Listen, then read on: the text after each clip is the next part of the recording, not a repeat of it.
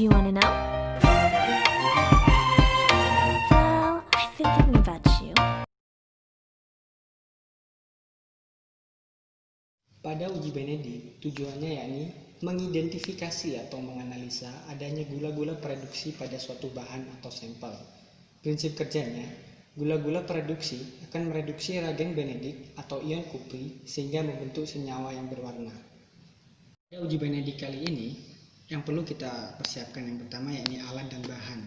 Di sini alatnya ada pipet tetes, beker glass, penjepit, tabung reaksi, rak, korek api, dan bunsen. Adapun bahan yang kita gunakan pada uji Benedict ini yakni yang utama ada reagen Benedict, amilum, sorbitol, fruktosa, sukrosa, dan glukosa. Selanjutnya kita masuk ke prosedur kerja. Yang pertama yakni kita sudah menyiapkan alat dan bahan. Selanjutnya dimasukkan reagen Benedict sebanyak 1 ml dalam tabung reaksi. 1 ml ini sekitar 20 tetes ya.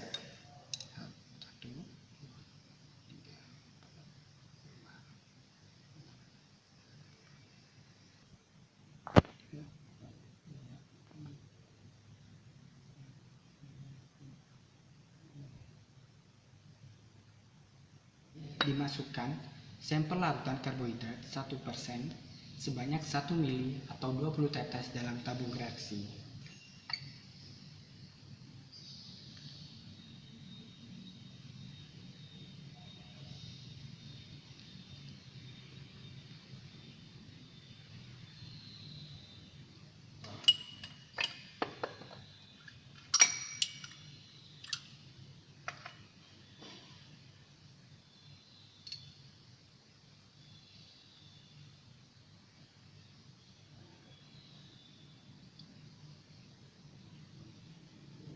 Fruktosa.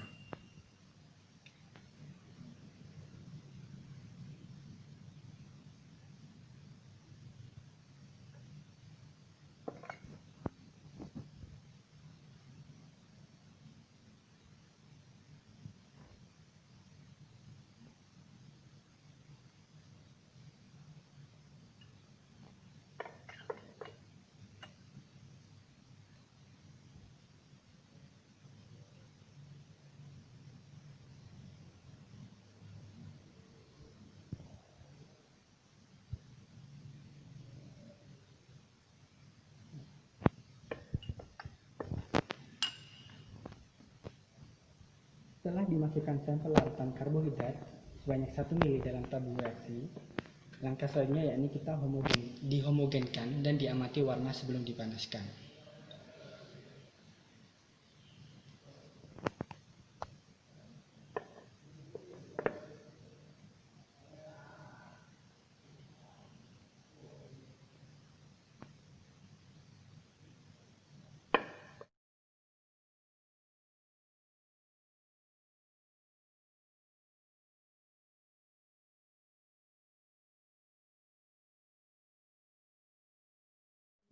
Prosedur kerja yang selanjutnya yakni dipanaskan tabung reaksi pada api bunsen dengan penjepit hingga mendidih.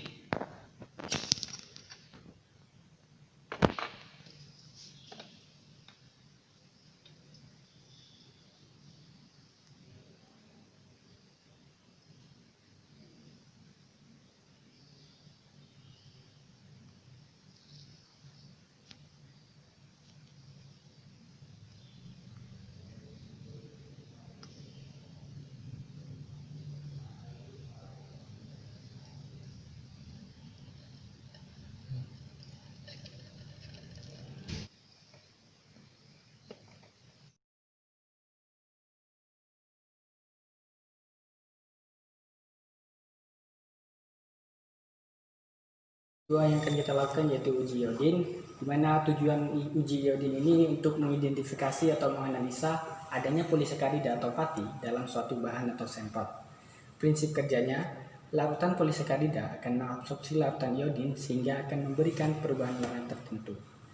Pada uji iodin ini, alat dan bahan yang perlu kita siapkan yang pertama yaitu ada nampan, pipet tetes, gelas beker, tabung reaksi, dan drum.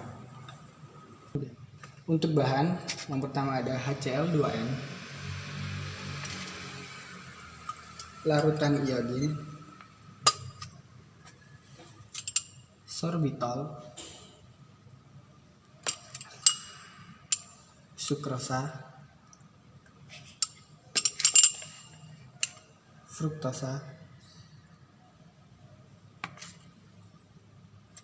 amilum, dan glukosa. Prosedur kerja yang pertama itu tadi sudah kita siapkan alat dan bahan, kemudian dimasukkan sampel larutan karbohidrat 1% sebanyak 1 mili ke dalam tabung reaksi. 1 mili ini kita ibaratkan 20 tetes. Yang pertama kita masukkan fruktosa.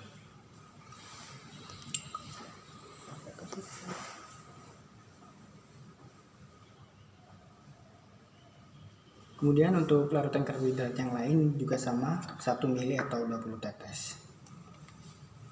Setelah 20 tetes, kita dapati seperti ini untuk seluruh larutan karbohidrat.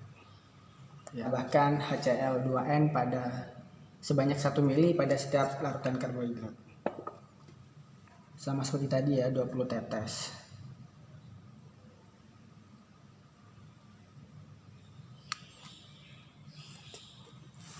Ini setelah ditambahkan HCl2n sebanyak 1 mili ya. Ini kita tambahkan 2-4 tetes larutan iodin. Kita pakai 3 aja. Nah.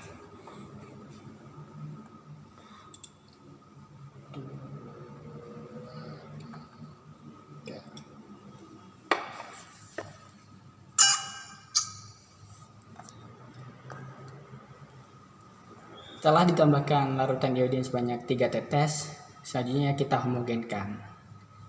Homogenkan ini digoyang-goyang ya.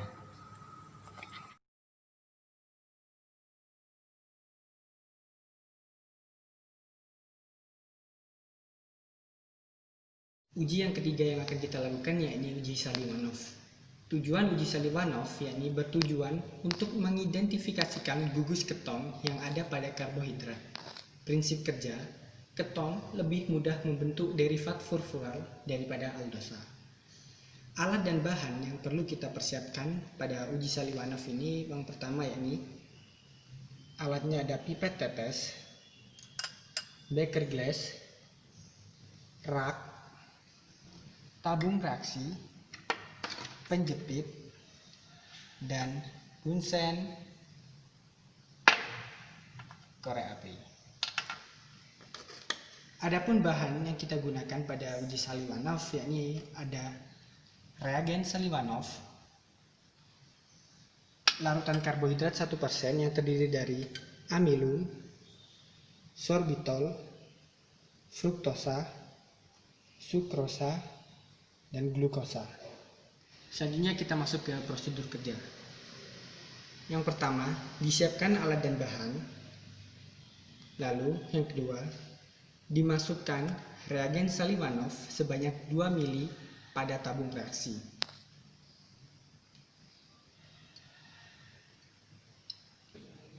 Kemudian langkah yang ketiga, ditambahkan sampel larutan karbohidrat 1% sebanyak 2 tetes dalam tabung reaksi.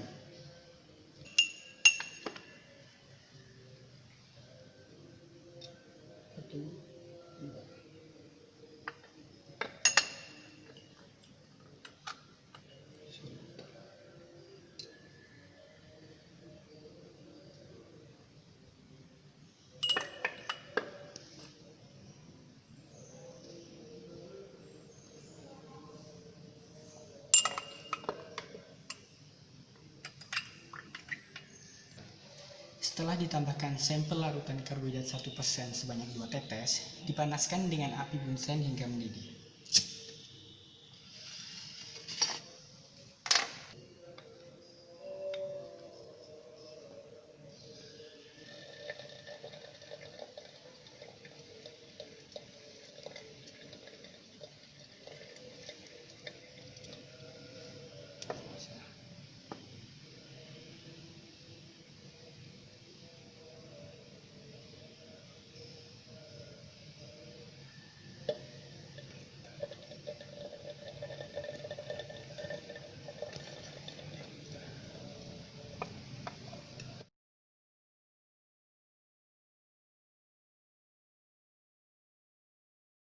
Materi yang terakhir ada isolasi karbohidrat.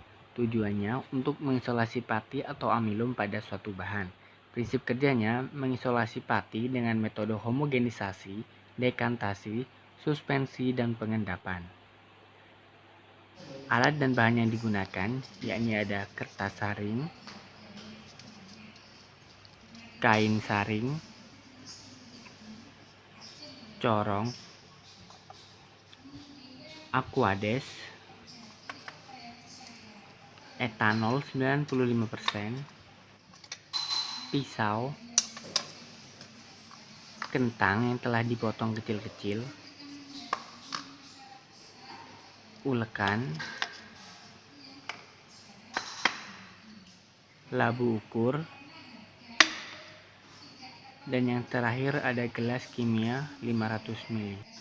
Masuk ke prosedur kerja. Setelah alat dan bahan disiapkan, kupas kentang dan dipotong kecil-kecil, kemudian timbang 150-300 gram.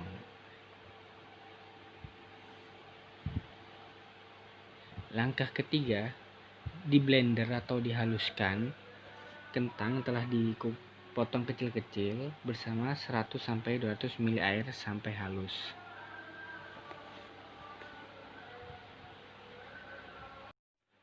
Prosedur berikutnya, setelah kentang dihaluskan, kentang disaring dengan kain saring dan ditampung pada gelas kimia. Setelah kentang disaring, langkah berikutnya ditambah aquades 50-100 ml ke dalam gelas kimia. Berikutnya dihomogenkan sampai tercampur dengan baik.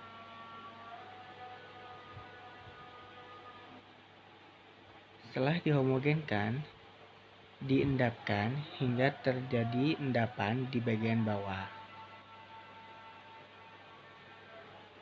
Setelah dirasa cukup, kemudian didekantasi atau dipisahkan antara cairan dan endapan.